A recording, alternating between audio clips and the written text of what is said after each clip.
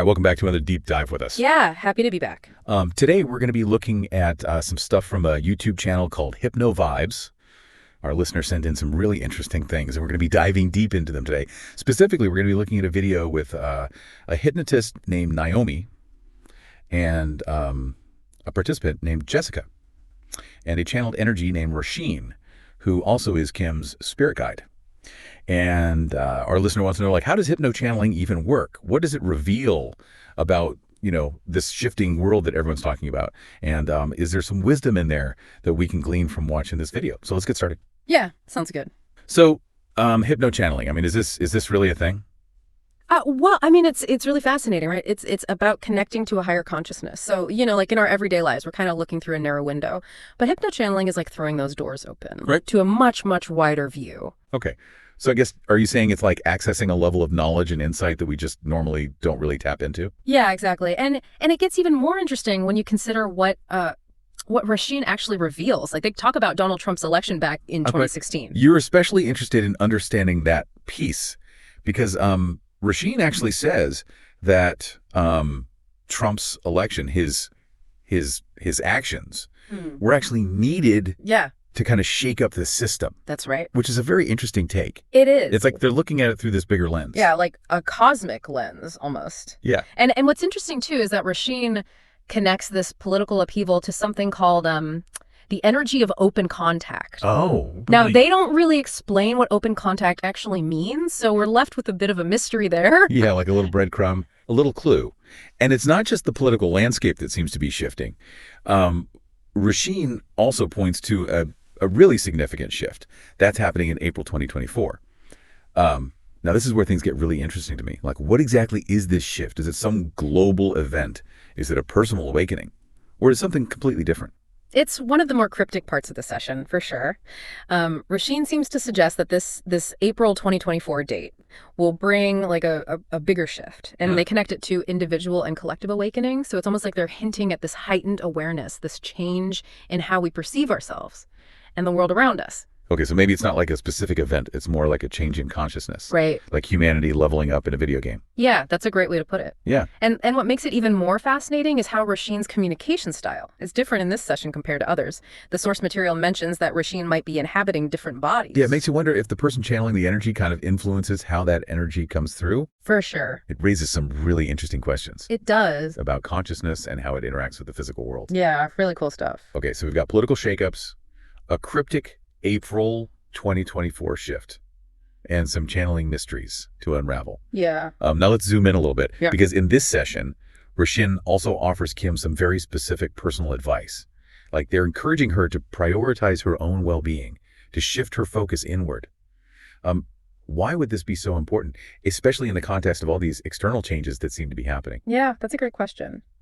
I think it speaks to the idea that navigating a shifting world really requires inner strength and clarity. Imagine trying to sail a ship in a storm without a really sturdy rudder. You're not going to get very far. Right. So Rasheen seems to be suggesting that Kim needs to build that inner foundation, to focus on what feels right and what feels light energetically, rather than chasing external validation or excitement. It's like they're saying, hey, the world might be going crazy, but you need to find your center first. Yeah. But as Kim herself points out, that's easier said than done. Yeah, of course. Especially as a single mother. Right. She's got responsibilities, she's got anxieties, and it's so easy to get caught up in trying to fix everything for everyone else. Absolutely. And it really highlights this tension that I think a lot of us experience between focusing on ourselves and fulfilling, our roles and responsibilities. It's a balancing act. And it's not always easy to know which way to lean. And what's interesting is that Rasheen actually seems to be pushing back on this idea of fixing things.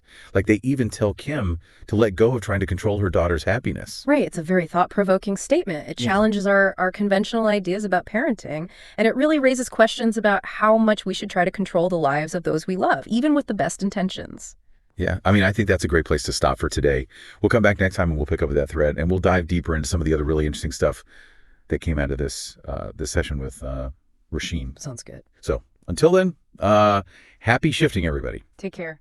It's almost like Rasheen is saying, look, you can't pour from an empty cup. Right. If Kim is so focused on all of these external problems and anxieties, she won't have the energy or the clarity to kind of figure out her own path, let alone help, guide her daughter.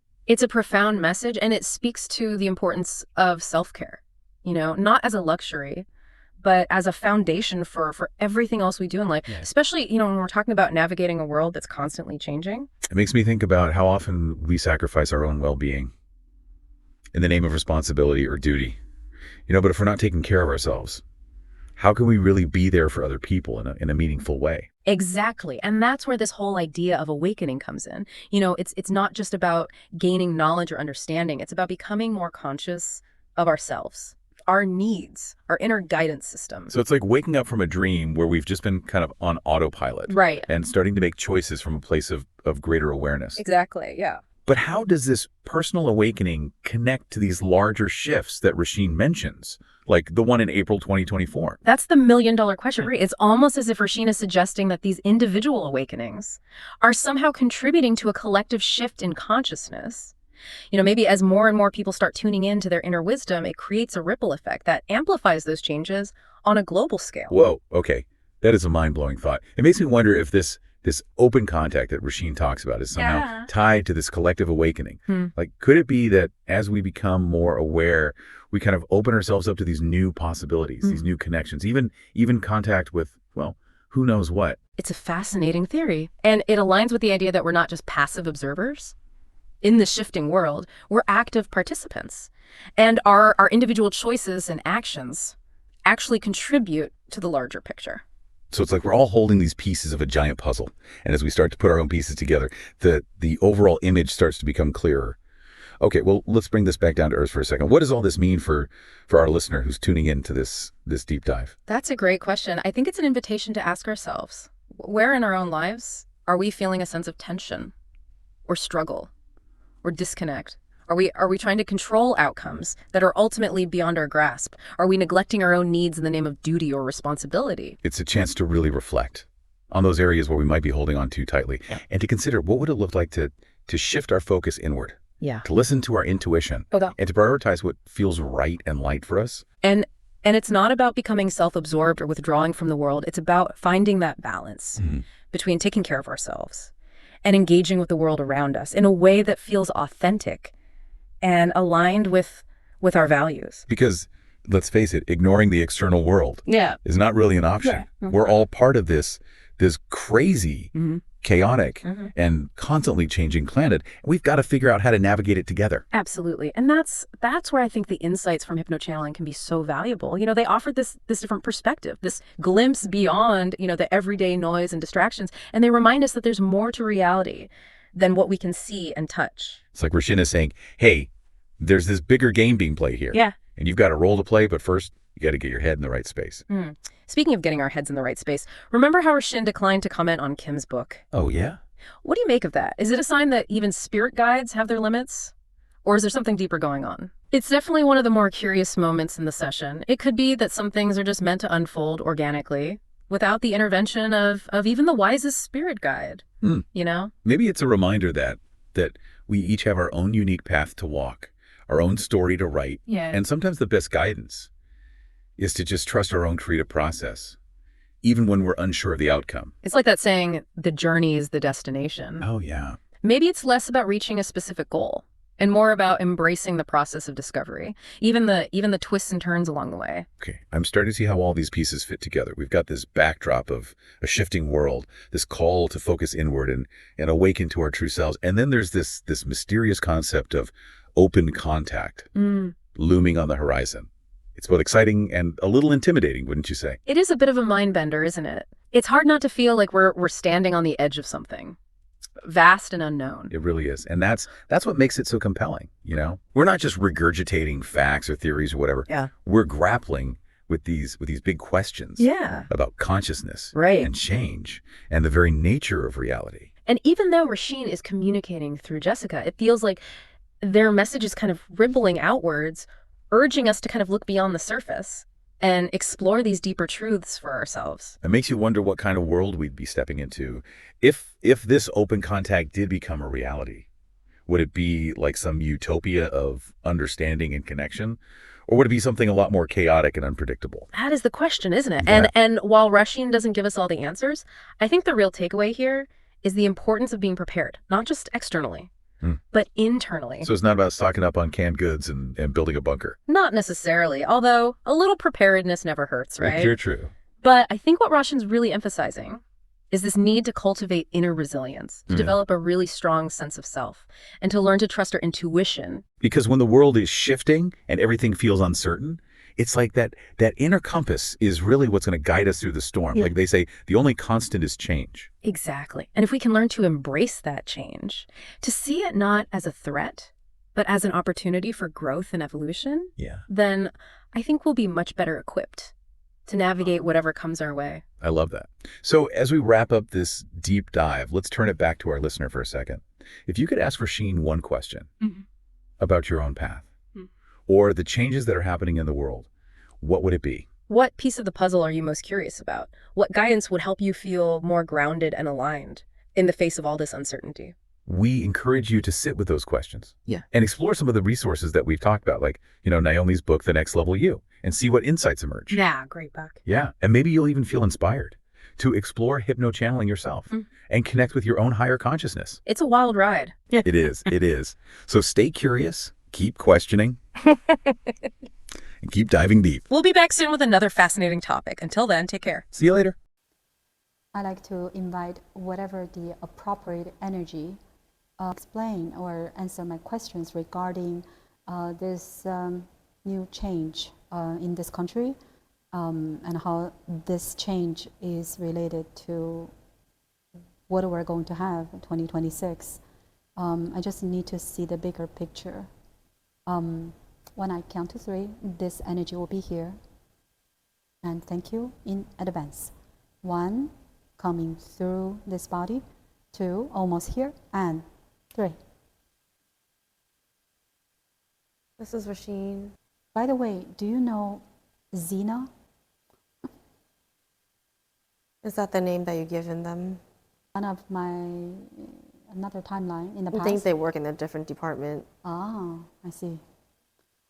So what I'd like to ask you today is we have this election, Yes. and Donald Trump is the president, and he's not the president yet, another 2 months, and he's doing a lot of things and putting new people into his administration. So what do you see, how you feel about what he's doing? He's going to shake up the system. So that is, in a way, it's a good thing. It is needed. I feel very much this way. Yeah, because the old system is Needs not to crumble. right.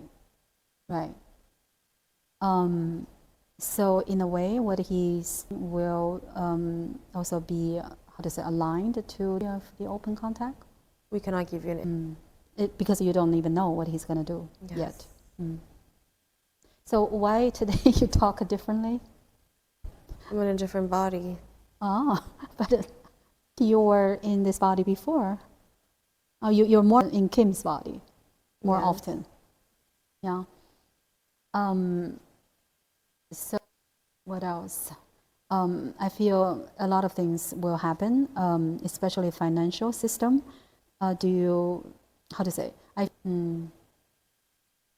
What you can tell us about? I have no messages to tell you about what the future will hold for you. Because it really depends on how you decide to live your own life from this very current moment. I do believe a lot of people are going through their awakenings. You can say so in a sense. Right.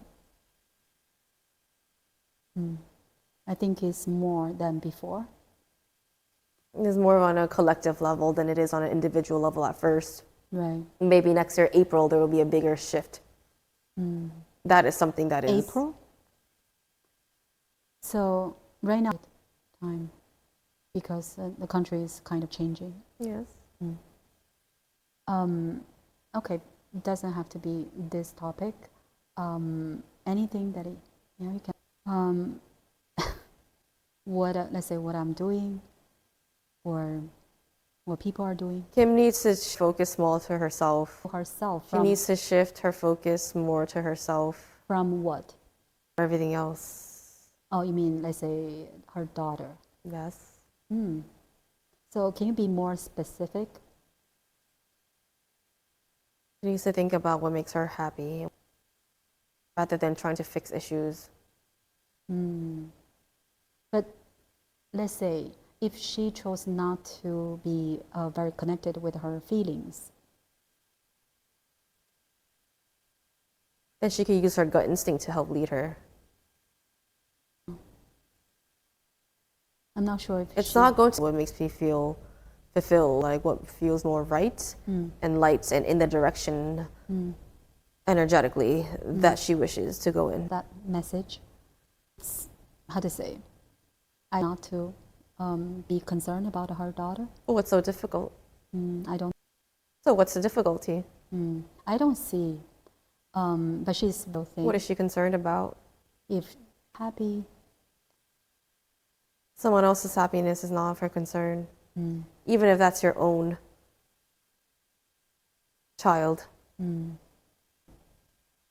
yeah, you are how to say active spirit guide, but not everyone's a spirit guide. How come? That's just the way they are. That's just the way that things are planned out to be. Okay.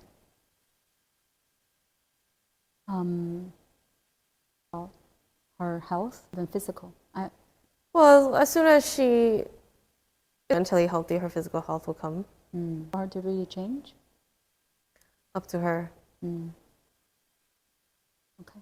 I will let her know. And thank you again. Thank you.